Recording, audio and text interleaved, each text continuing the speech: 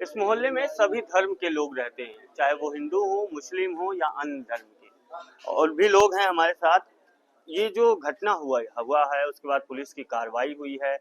क्या दिक्कतें इस दौरान आप लोगों को हो रही थी और मोहल्ले के वासी होने के नाते आप लोगों ने इस घटना को लेकर कितनी बार कहां-कहां शिकायत की और उसका परिणाम क्या हुआ?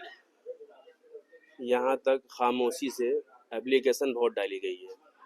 पता क्या चलता है कि यहाँ के लोग, जो पुलिस प्रशासन है, आती है खामोशी से अपना चली जाती है। पता क्या चलता, कोई है ही नहीं अंदर।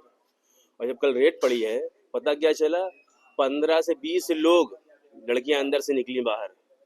तब हम लोगों को भी पता इतनी लड़कियां अंदर हैं। और इतना हम लोग यहाँ से परेशान थे, इतना परेशान थे कि आपको क्या कहे। और जब हम लोग से कोई पूछता है भाई कहाँ के रहने वाले हो, तो हम लोग दूसरा एरिया बताते हैं। ये नहीं बताते भाई रानी सती हमारे मोहल्ले में है। इतना फेमस ये एरिया हो चुका है कि आपसे क्या बताएं।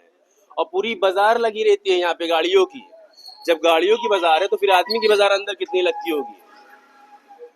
और कल तो बहुत ज्यादा ही हंगामा हो गया यहाँ पे।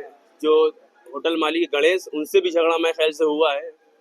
हम लोग तो वक्ती तौर के लिए खड़े हुए थे, फिर आगे हम लोग बढ़ गए। फिर जब दोबारा रिटेन हो गया तो पता किया बहुत ज्यादा कोतवाल भी हैं, सीओ भी हैं, कई दरोगा भी हैं, उसमें देखा गया, सीज भी किया गया। अब यही सरकार से अनुरोध है कि खुले ना होटल, बस यहाँ मस्जिद भी है बगल में मंदिर भी है, मस्जिद भी है। पता क्या चलता है कि जाना है होटल के अंदर, घुस जा रहे हैं मंदिर के अंदर, मस्जिद के अंदर। और हम लोग हैं मस्जिद के जिम्मेदारान, तो हम लोग बहुत परेशान थे। हम लोग को कैमरा लगाने की जरूरत नहीं है यहाँ पे, भाई हिंदू भाई हमारे देखभाल खुद करते हैं। इस वजह से लगाया, जाना है होटल के अंदर, घुस जा रहे हैं मंदिर के अंदर नशे की हालत में। और महीने में ये नहीं कि एक मरतबा, 10-20 चक्कर ये होता है। और गणेश भाई से कहते कहते परेशान भी हो गए कि भैया देखो मेरे भाई। कौन है? ये होटल मालिक है ये। अच्छा। अब वो, अरे भैया गलती से चले गए, अरे भैया गलती से चले गए। भाई ये बार बार ये गलती होगी? अरे एक गलती एक बार होती है, बार बार गलती नहीं होती है।